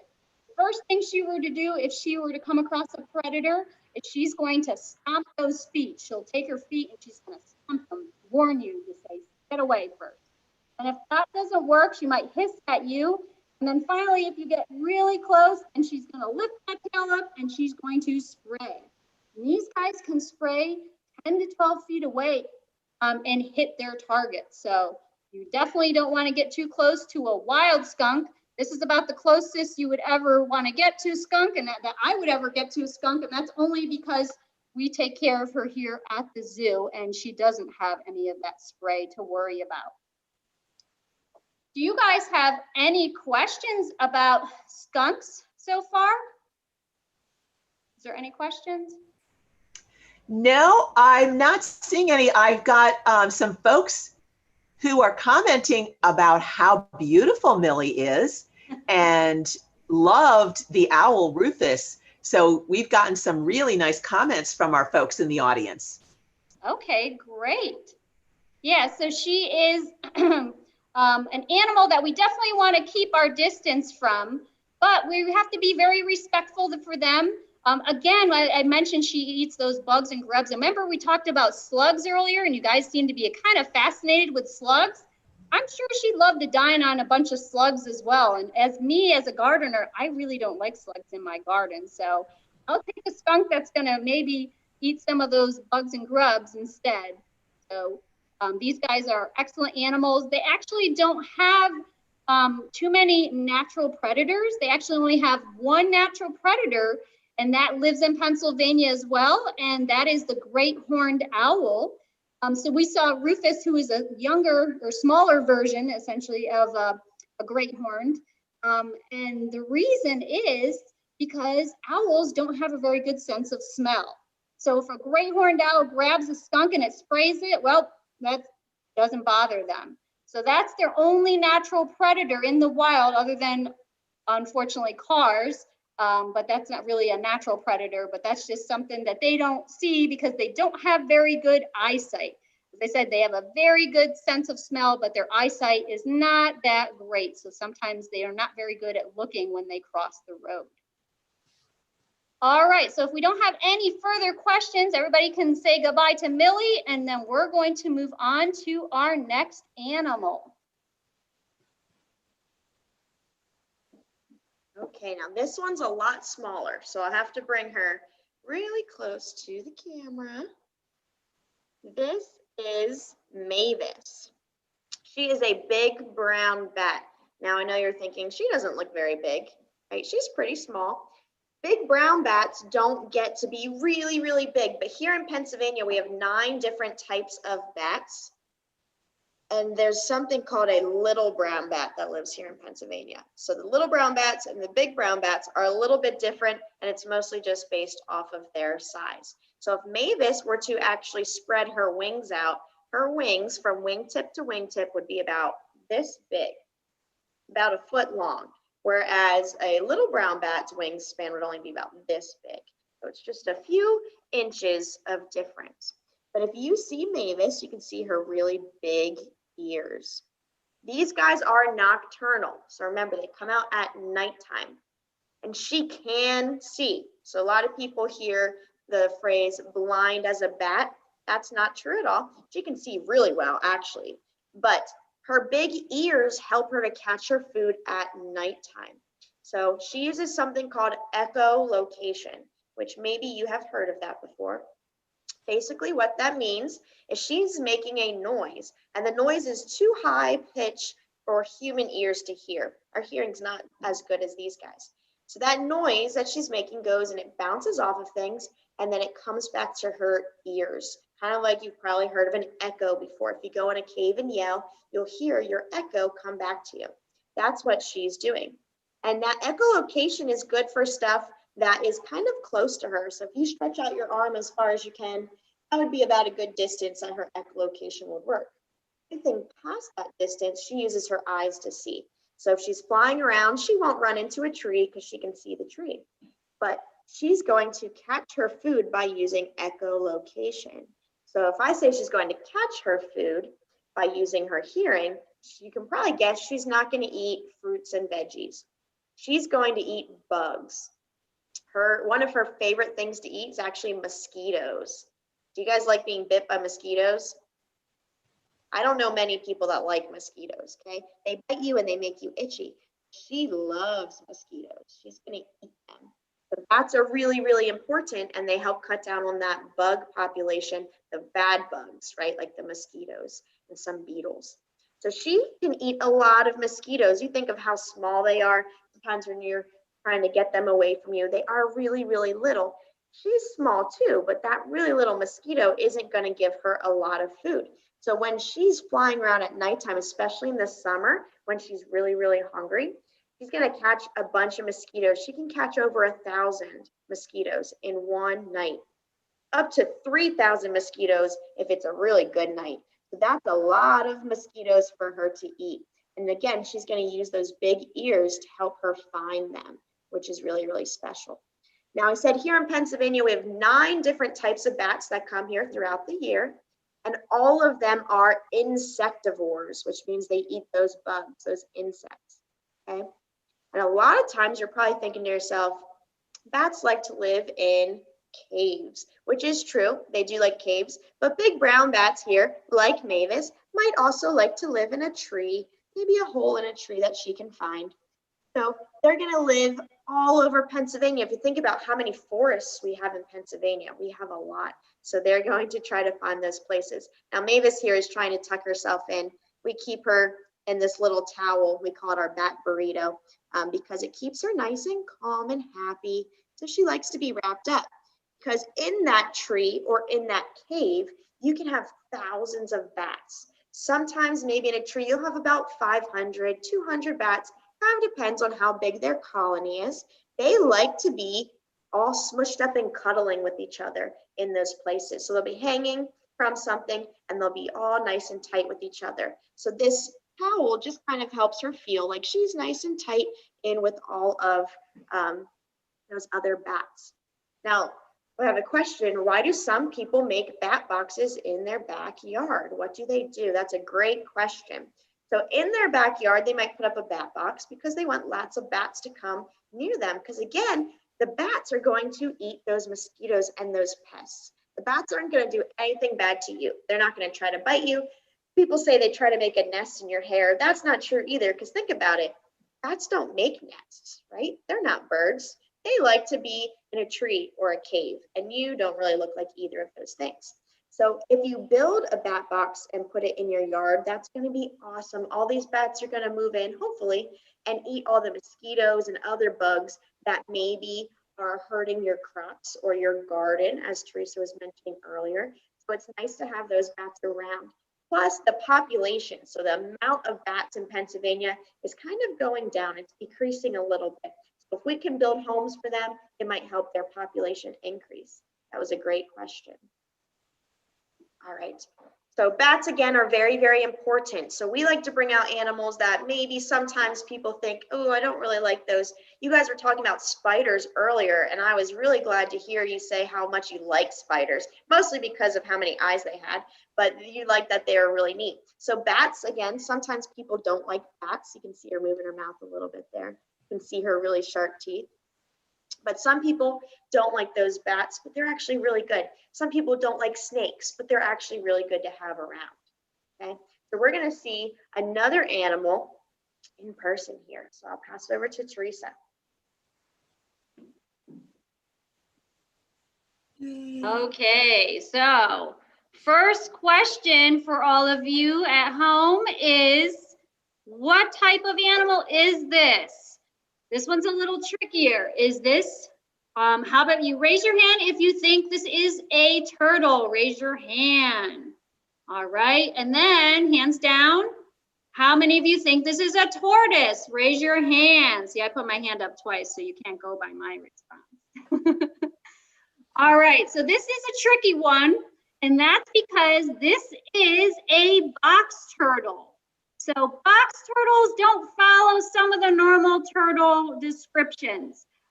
This is Buttercup. She is an eastern box turtle, and these types of turtles you actually can find in Pennsylvania. So this is a native type of turtle. Box turtles get their name because they can actually close themselves up like a box. If you guys see on the bottom of her shell here, see this line right here? This is actually a hinge, kind of like a hinge on a door. And so when she would be scared, which she's not scared of people, but if you were to go up to a wild one, if it was trying to cross the road and you were just trying to help move it in the same direction across the road, if you were to pick that box turtle up, it would pull its head in and its limbs in and everything, and it would close its shell right up like a box. I'm sorry, that's a different one we have. Buttercup actually came to us as a rescue because somebody they think might have abandoned her as a pet and left her out to live in the wild. However, it is not natural for a box turtle to be out like this if somebody were to pick it up. See how she's just hanging out here with me? That's not a natural box turtle behavior. So they think that she was going up to humans or dependent on humans for food. So that would be not very helpful for her for maybe finding her own food out in the wild. So speaking of food, what kinds of food does she like to eat? Well, she is very much like Millie, and she is also an omnivore. So she will eat meat and plants. Now, funny with box turtles is when they're very little, when they hatch out of their shell, when they're young, they tend to eat a lot more plants. And as they get older, they tend to be kind of more lean a little bit more towards the meat end. But they'll still eat a variety of things out in the wild. They'll eat flowers and berries and all kinds of plants. We bring Buttercup out and to graze in the grass, and she loves those little wild strawberries you guys might find out around your house. She likes to eat those. She likes clover, so dandelions. Some of those natural wildflowers are great for them. They're very healthy for them, and they like to munch on those as well. So we give them as special treats here at the zoo. So some of you might have wondered, well, how can you tell that she was a turtle and not a tortoise? Well, like I said, it's a little tricky with box turtles. These guys also have really beautiful shells. They have very beautiful coloration on their shells. But typically for turtles tend to have flatter shells and webbed feet. So if you look at her feet, they're really not webbed. So that's something to take note of, though. She's not the best of a swimmer. She's not going to be able to swim around and keep swimming around in deeper water like a painted turtle. So some of you might have seen painted turtles in our ponds and lakes and streams around here, or basking up on a rock. Those are our native turtles that we have. They have much flatter shells and they have those webbed feet. A lot of turtles tend to be carnivores as well. So those are some other characteristics. Whereas tortoises, I think we met a tortoise earlier with Mr. Tony, his desert tortoise friend there. They are more herbivorous. They tend to be more herbivores. They do actually have more of that dome-shaped shell, and their feet are much more. They have bigger feet. Sometimes they call them like elephant-type feet for digging. They have really strong legs for digging as well, and they have that dome-shaped shell. Now, all turtles and tortoises, though, the shell that they are born with is the shell they have their entire life. So they're not like a hermit crab where when they outgrow their shell, they have to go find a new one. This shell is actually living material. So the top part here, remember we talked about earlier with the scales and how that was made of keratin? The outer shell here is actually made of keratin, and underneath all these beautiful layers of color is solid bone. So she actually weighs probably about 3 or 4 pounds, even though she's not that big. That shell, remember, has bone in it. And the reason she can never leave her shell is because of her backbone. So you guys can actually see a little bit of it on this shell here. That's for her backbone. If you guys take and you feel your back, you'll feel your backbone, right? If we were to not have a backbone, we'd just be a pile of mush on the floor. So she is a reptile, and so all reptiles do have bones, and so she needs that backbone for her structure as well. And she does not have any teeth, though. You can see this on the top of her there. That's called a beak. So she uses it to kind of take bites out of her food. She doesn't chew her food. She doesn't have those pearly whites like we do, but she does have what's called a beak, kind of like you heard a bird beak.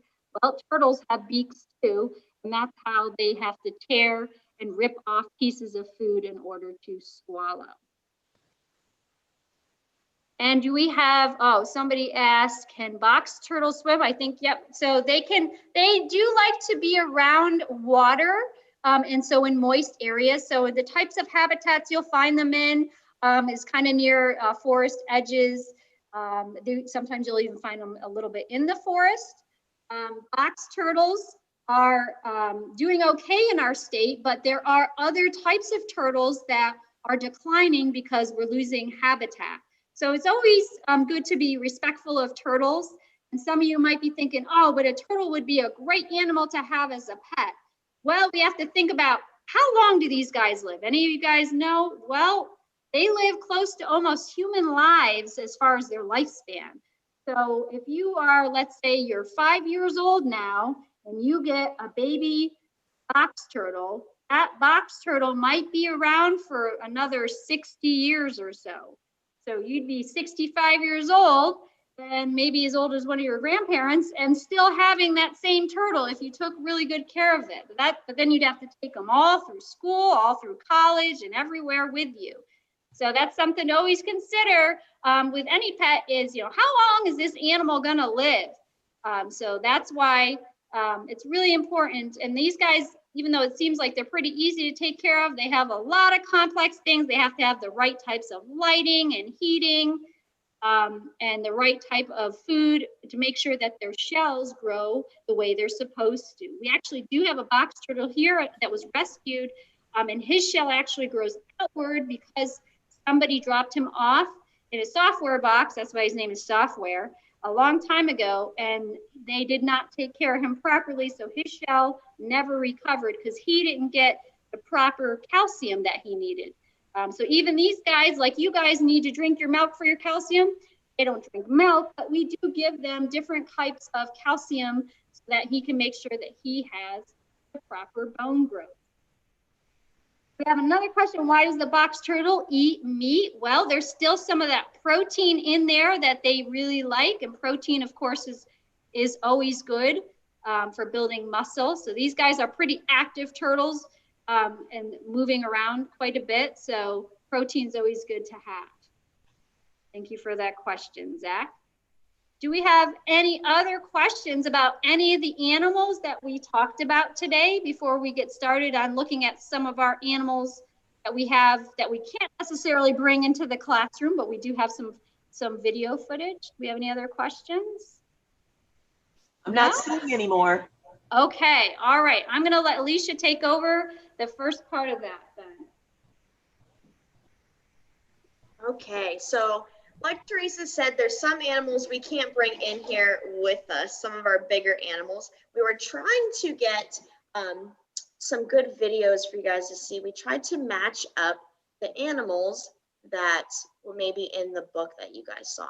So we're going to see if you can see this video.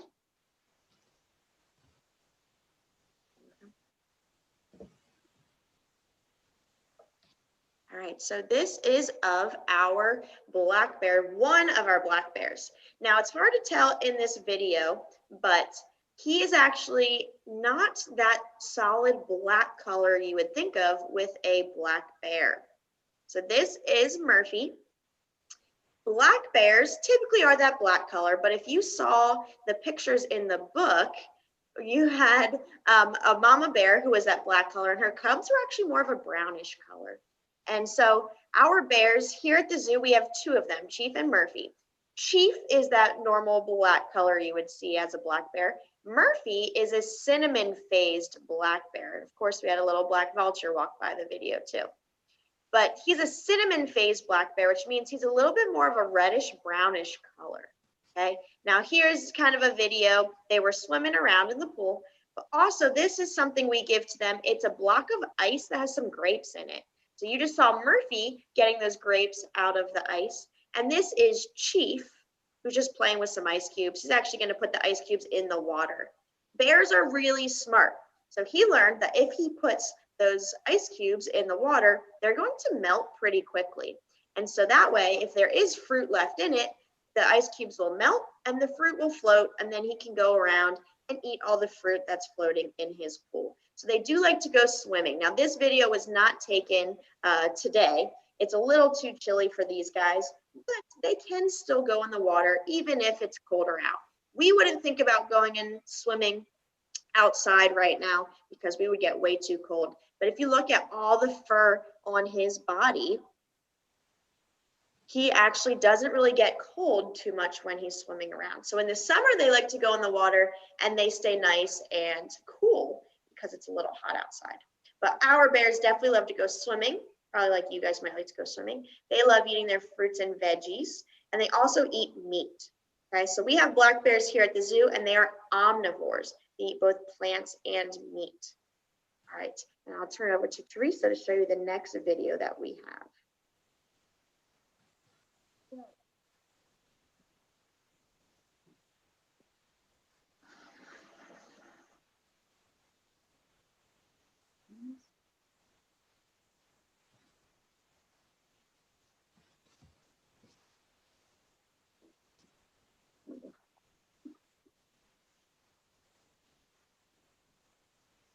All right, so this is our white-tailed deer and our turkeys in the background, and they're munching on some food right now. So we do have our white-tailed deer, of course, that are native to Pennsylvania, and we can also see that these guys have antlers on the males. So that's Johnny, our male buck, and then our does, Lily and Laurel. And if you notice also on Johnny's antlers, it might look a little fuzzy on those antlers. And that's because that is what's called the velvet on the antlers. And that's because antlers are living material. So that's a good shot there. You can see on the paws there, that's showing the velvet. You can see it kind of outlined right here. I don't know if you can see my cursor or not, but that's that velvet. You can see that fuzziness. So now if you were to come and look, you'll notice that he doesn't have that if you were to come visit ZooAmerica. So they usually will rub that velvet off, and that helps. That's basically the blood vessels underneath that allow the antlers to grow every year. And pretty soon Johnny will be losing those antlers and he'll be growing new ones back in the spring. So also right now, the boys and the girls are separated because sometimes Johnny doesn't always play very nice at this time of year. So they have to be separated. Sometimes you guys might not get along with your siblings or your as well. So, you know, same kind of thing. So if you guys were to visit the zoo at different times of year, you would notice differences, especially amongst the male and female deer. Those guys are also another word, I don't know if we talked about this, they're called crepuscular. And crepuscular animals come out at dawn and dusk. So these animals are active at dawn and dusk. So you have to be really careful traveling at that time of day, especially this time of year, because there are a lot of deer out. And so you have to be very careful as far as driving to make sure we're not going to hit them. And I'll have Alicia come up with our next animal.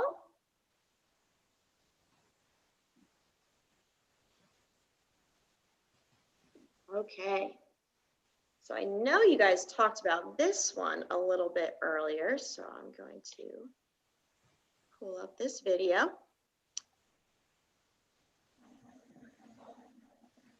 So this is of our bald eagles. So this video doesn't have too much going on. It's just, I'm kind of sitting there. But here comes another one. We have two bald eagles here at ZooAmerica. And I'll just kind of play it again so you can see how they move a little bit. These two bald eagles are rehabilitation animals. They were non-releasable. So what that means is they were hurt in the wild. So they were injured, and neither of them can fly, which is why they move around on the ground more than anything. So unfortunately, our eagles cannot fly. But you guys were talking a little bit earlier about eagles and how they fly to catch their food. So if our eagles cannot fly, do you think they can catch their food very well?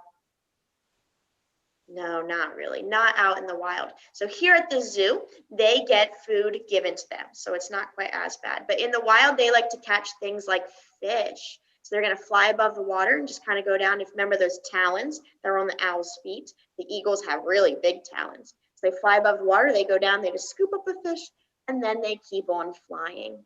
All right, so we do have one more video for you guys to see. Let me pull that up for you, and we'll let Teresa talk about that one in a second.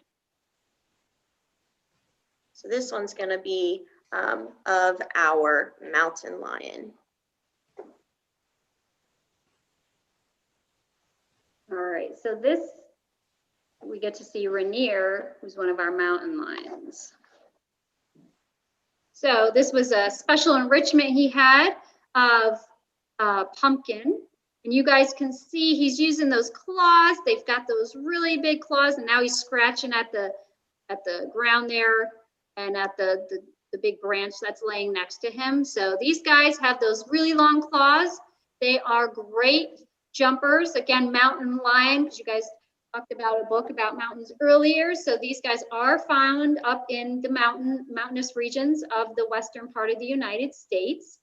They've got those nice big teeth. You can see he's using those as well to dig into that pumpkin. So even though he is a carnivore, he's using those predatory instincts just to play, just like you guys might have cats at home. You might offer them different types of toys and things so that they can play around with that.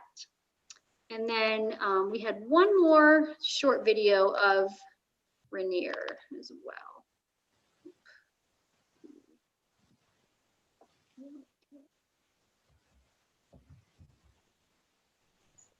Hang on 1 second, we're just,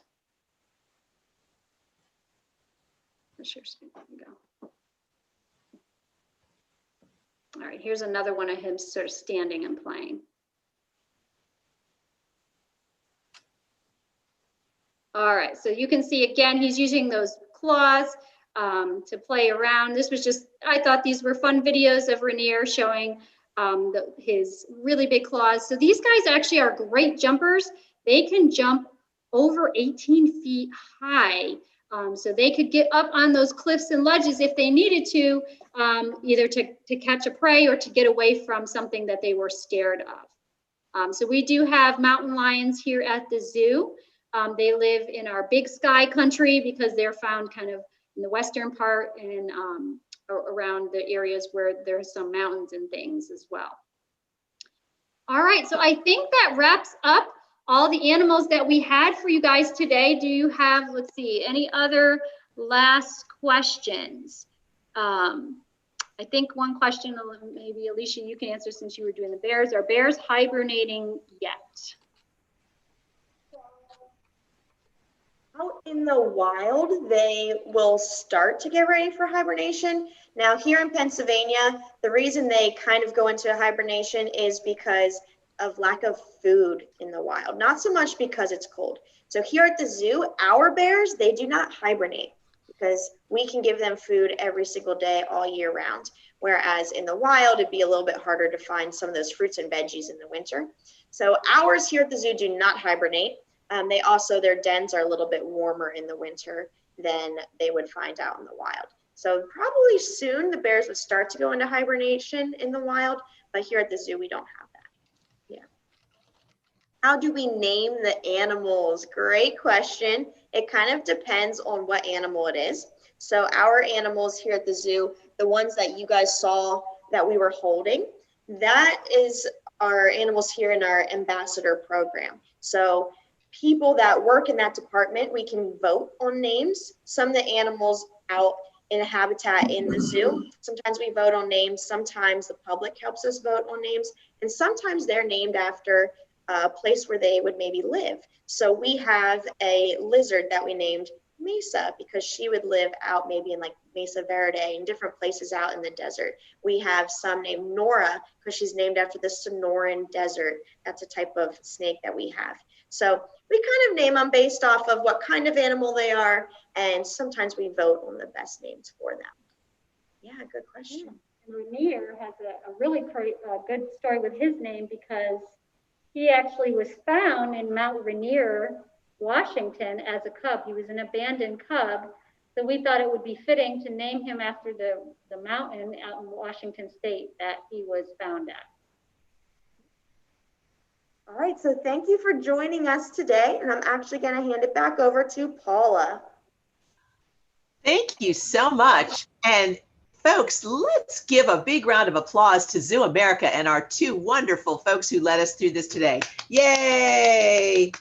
What a great job. And I want to say thanks to everyone who is here participating today. First off to ZooAmerica, again, for doing such a great job. And to Mr. Tony for doing our stories and talking about all of his wonderful books. And I want to thank our guest, Heather, who is here from People's Bank, who is our sponsor of all of our programs. So thank you so much, folks, for being with us. And now it's time for the big announcement. So I'm going to take just a moment and we are going to share the winners that are going to get the special prizes this year. First, we have the author visit winner. Now, this is a teacher who was a 100% teacher. That means that every child in her classroom participated and brought their papers back or did them online, and every child got a card. So we took all the names of all those teachers who were 100% teachers, and we drew a name. And the winner is Mrs. Katie Mahoney, first grade teacher at Locust Grove Elementary School in the Red Lion School District. So yay to Mrs. Mahoney. We'll be getting in touch with her to let her know that she is a winner. And now I'd like to announce the winner for the ZooAmerica visit. First person won Mr. Tony's visit, and this teacher will win a ZooAmerica visit. This is exciting. This is a group of teachers who participated in some way by getting kids involved. They may not have been 100% teachers, but they actually got kids involved this year. So we wanted to give them something special because it was our first time doing things online. So our winner for the ZooAmerica visit is Sue Barnhart, a first grade teacher at Friendship Elementary School in Southern York School District. So congratulations to Sue. We'll be getting in touch with her to let her know all about her special ZooAmerica visit. And folks, that brings us to the end of our event today.